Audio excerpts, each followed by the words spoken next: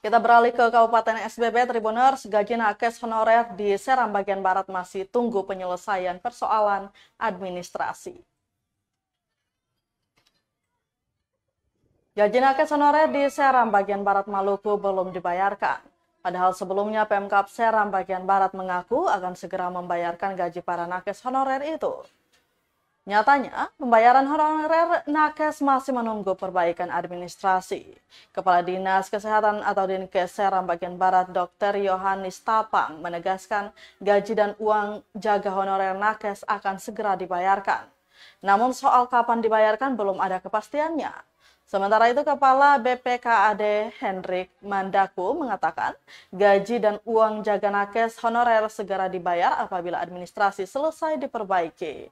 Untuk diketahui, sementara untuk gaji honorer Satpol PP dan Damkar sudah dibayarkan Senin 2 Oktober 2023 kemarin, usai aksi segel pintu gerbang kantor Bupati.